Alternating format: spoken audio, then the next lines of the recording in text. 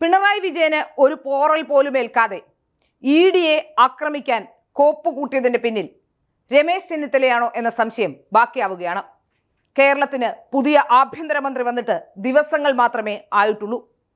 പിണറായി വിജയന്റെ വീട്ടിലേക്ക് മകളെ ചോദ്യം ചെയ്യാൻ വന്ന ഇഡി ഉദ്യോഗസ്ഥരെ അവരുടെ വാഹനം തടഞ്ഞു നിർത്തി ആക്രമിച്ചത്, അവർക്ക് പരിക്കേൽക്കാനിടയായ സാഹചര്യം ഉണ്ടാക്കിയത് രമേശ് ചെന്നിത്തലയുടെ നീക്കങ്ങളാണോ എന്ന സംശയം ഇപ്പോൾ ബാക്കിയാവുകയാണ്. അതിന് കാരണം രമേശ് ചെന്നിത്തല ആഭ്യന്തരമന്ത്രിയായ ശേഷം ആദ്യം നടത്തിയ നിയമനങ്ങളിലൊന്ന് മ്യൂസിയം പോലീസ് സ്റ്റേഷനിലെ SHOയെ മാറ്റി നിയമിക്കുക എന്നുള്ളതായിരുന്നു. ഇടതുപക്ഷ അനുകൂല ഓഫീസേഴ്സ് സംഘടനയുടെ സംസ്ഥാന പ്രസിഡന്റായിരിക്കുന്ന പ്രശാന്തിനെയാണ് തിരുവനന്തപുരം മ്യൂസിയം പോലീസ് സ്റ്റേഷനിലെ SHO ആക്കി മാറ്റിയത്. അപ്പോൾ തന്നെ നമുക്ക് സംശയം തോന്നുന്ന സാഹചര്യമാണ്. എന്തുകൊണ്ടാണ് കോൺഗ്രസ് അധികാരത്തിൽ വന്നിട്ടും UDF അധികാരത്തിലേറിയിട്ടും രമേശ് ചെന്നിത്തല ആഭ്യന്തരമന്ത്രിയായിട്ടും ഇടതുപക്ഷ അനുകൂല സംഘടനയുടെ സംസ്ഥാന പ്രസിഡന്റിനെ അവിടേക്ക് കൊണ്ടുവന്നത് എന്ന ചോദ്യം യഥാർത്ഥത്തിൽ സംശയങ്ങൾക്കിട നൽകുന്നതാണ്. നമുക്കറിയാം, കേരളത്തിലെ ഏറ്റവും തന്ത്രപ്രധാനമായ സ്ഥലം ഇരിക്കുന്ന ഒരു പോലീസ് സ്റ്റേഷന്റെ പരിധിയാണത്. ആ പോലീസ് സ്റ്റേഷൻ എന്ന് പറയുന്നത് കേരളത്തിലെ മുഴുവൻ മന്ത്രിമാരുടെ വീടുകൾ, ഗവർണറുടെ ഓഫീസുകൾ, പബ്ലിക് ഓഫീസ്, അങ്ങനെ നിരവധി സ്ഥാപനങ്ങളുള്ള തിരുവനന്തപുരം നഗരത്തോട് ചേർന്ന് കിടക്കുന്ന, തിരുവനന്തപുരം നഗരത്തിൽ എന്ത് പ്രശ്നമുണ്ടായാലും ലോ ആൻഡ് ഓർഡറിൽ ഇടപെടാൻ സാഹചര്യം ഉണ്ടാകുന്ന ഒരു പോലീസ് സ്റ്റേഷൻ കൂടിയാണിത്. അപ്പോൾ അതിൽ നിന്ന് നമുക്ക് വ്യക്തവും കൃത്യവുമായി മനസ്സിലാക്കാൻ സാധിക്കുന്നത് പിണറായി വിജയൻ അനുകൂലമായുള്ളവരെ എന്തിനാണ് അവിടെ നിയമിച്ചത് എന്നുള്ളതാണ്. അതിൽ നിന്ന് തന്നെ കാര്യങ്ങൾ ഏതാണ്ട് വ്യക്തമാവുകയാണ്. ഇന്നത്തെ പിണറായി വിജയന്റെ വീട്ടിലെ റെയ്ഡ്, അതിനെ തുടർന്നുണ്ടായ സംഭവവികാസങ്ങൾ ഒന്ന് പരിശോധിച്ചാൽ ചില കാര്യങ്ങൾ നമുക്ക് വ്യക്തമാകും. സാധാരണഗതിയിൽ 10 പേർ കൂടിയാൽ അവിടെ ബാരിക്കേഡും ജലപീരങ്കിയും അതുപോലെ തന്നെ ടിയർ ഗ്യാസ് ഷെല്ലുമൊക്കെ പോലീസ് കരുതാറുണ്ട്.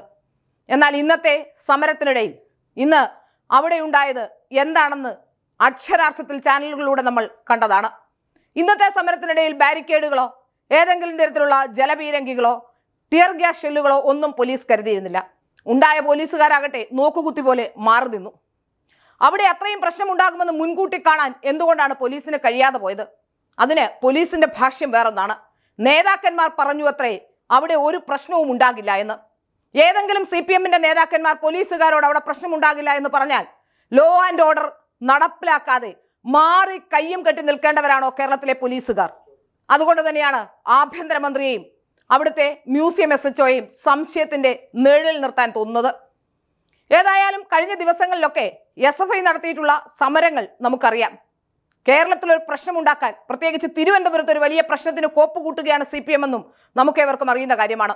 എന്നിട്ടും ഇന്ന് അത്രയധികം CPM പ്രവർത്തകർ അവിടെ ഒത്തുകൂടിയപ്പോൾ ED ഉദ്യോഗസ്ഥന്മാരെ ആക്രമിക്കാൻ കോപ്പ് കൂട്ടുമ്പോൾ ഇപ്പോൾ രമേശ് ചെന്നിത്തല പറയുന്ന ന്യായങ്ങളൊന്നും വിലപ്പോകുന്നതല്ല. രമേശ് ചെന്നിത്തല ഇപ്പോൾ പറയുന്നത് ആഭ്യന്തര വകുപ്പിനെയോ പോലീസിനെയോ അറിയിച്ചിരുന്നില്ല എന്നുള്ളതാണ്. ആഭ്യന്തര വകുപ്പിനെയും പോലീസിനെയും എങ്ങനെയാണ് ED അറിയിക്കുക? എന്ത് വിശ്വാസ്യതയാണ് കേരളത്തിലെ ആഭ്യന്തര വകുപ്പിനും പോലീസിനും ഒക്കെ ഉള്ളത്? ഏതെങ്കിലും തരത്തിൽ വിവരം ചോരില്ല എന്ന് എങ്ങനെ ചിന്തിക്കാൻ കഴിയും? ആഭ്യന്തര വകുപ്പ് ഇനി അറിഞ്ഞാൽ തന്നെ അവിടെ ഏറ്റവും പ്രധാനമായും വിവരം പോകുന്നത് മ്യൂസിയം SHOയ്ക്ക് തന്നെയാണ്. ആ മ്യൂസിയം SHO പിണറായി വിജയന്റെ അടുത്ത ആളുമാണ്. പിന്നെ എങ്ങനെയാണ് ED ഇവരെ വിവരം അറിയിക്കുക? അവിടെ ഒരു സംഘർഷ സമാനമായ സാഹചര്യം ഉണ്ടായപ്പോൾ പോലും ഇപ്പോൾ പറയുന്നത് മുൻകൂട്ടി അറിയിച്ചില്ല എന്നുള്ളതാണ്. അപ്പോൾ എന്തെങ്കിലും ഒരു പ്രശ്നം തിരുവനന്തപുരത്ത് പെട്ടെന്നുണ്ടായാൽ അവർ മുൻകൂട്ടി ആഭ്യന്തര വകുപ്പിനെ അറിയിക്കണമെന്നാണോ? പ്രശ്നം ഉണ്ടാക്കാൻ വരുന്നവർ അറിയിച്ചിട്ടാണോ കേരളത്തിലെ പോലീസും ഇന്റലിജൻസ് സംവിധാനങ്ങളും ഒക്കെ പ്രശ്നങ്ങളെക്കുറിച്ച് അറിയുന്നത്? ഏതായാലും ഇപ്പോൾ പിണറായി വിജയനെ സംരക്ഷിച്ചു നിർത്തുന്ന പ്രധാന കണ്ണിയായി രമേശ് ചെന്നിത്തല മാറുന്നു. VD സതീശനാണെങ്കിൽ മൗനം വെടിയുന്നുമില്ല. കോൺഗ്രസിലെ പടലപ്പിണക്കങ്ങളും ആഭ്യന്തര പ്രശ്നങ്ങളുമാണോ ഇങ്ങനെയുള്ള കാര്യങ്ങളിലേക്ക് പോകുന്നതെന്നും സംശയിക്കേണ്ടിയിരിക്കുന്നു. ഏതായാലും പിണറായി വിജയന് സംരക്ഷണയൊരുക്കാനും ED ഉദ്യോഗസ്ഥരെ ആക്രമിക്കാനും രമേശ് ചെന്നിത്തല കൂട്ടുനിന്നുവെന്ന് നമുക്ക് ന്യായമായും സംശയിക്കാം. ഏതായാലും പ്രശാന്തിനെയാണ് ആദ്യം പ്രതി ചേർക്കേണ്ടെന്ന കാര്യത്തിലും സംശയമില്ല. ED ഉദ്യോഗസ്ഥർ അവിടെ വരികയും ആയിരക്കണക്കിന് ആളുകൾ തടിച്ചുകൂടുകയും തന്റെ പോലീസ് സ്റ്റേഷന്റെ പരിധിയിൽ മൂക്കിന് താഴെ അവിടെ തടിച്ചുകൂടുകയും ചെയ്തപ്പോൾ ഒരു നടപടിയും എടുക്കാതെ കയ്യും കെട്ടി മാറി നിന്ന ഉദ്യോഗസ്ഥൻ എന്ത് സന്ദേശമാണ് കേരളത്തിലെ ജനങ്ങൾക്ക് നൽകുന്നത്? അവിടെയാണ് അദ്ദേഹത്തെ തന്നെ പ്രതി ചേർക്കണമെന്ന ആവശ്യത്തിനും പ്രസക്തി. കേരള പോലീസിൽ വലിയ പ്രതിഷേധം ഇതുമായി ബന്ധപ്പെട്ട് ഉരുണ്ടുകൂടുന്നുണ്ട്. കോൺഗ്രസ് അനുകൂല സംഘടനയുടെ തലപ്പത്തിരിക്കുന്ന വ്യക്തിയുമായി പ്രശാന്തിനുള്ള ബന്ധമാണ് പ്രശാന്തിനെ ഇങ്ങനെ നിലനിർത്തുന്നത് എന്നാണ് ഇപ്പോൾ പുറത്തു വരുന്ന വിവരം. ഏതായാലും പ്രശാന്തിന് നിരവധി പേരെ, പ്രശാന്ത് എല്ലാ സമരങ്ങളിലും നിരവധി പോലീസുകാരെ ഇറക്കുകയും പോലീസുകാർക്ക് അടി വാങ്ങിച്ചു കൊടുക്കുകയും ചെയ്യുന്നുവെന്ന ചില പരാമർശങ്ങൾ കൂടി പോലീസിന്റെ സേനയ്ക്കകത്തു നിന്ന് തന്നെ പുറത്തു വരുന്നുണ്ട്. ഏതായാലും CPM-കാരൻ്റെ, SFI-കാരൻ്റെ, DYFI-കാരൻ്റെ അടി കൊള്ളുകയാണ് പോലീസ് എന്ന കാര്യത്തിൽ സംശയമില്ല.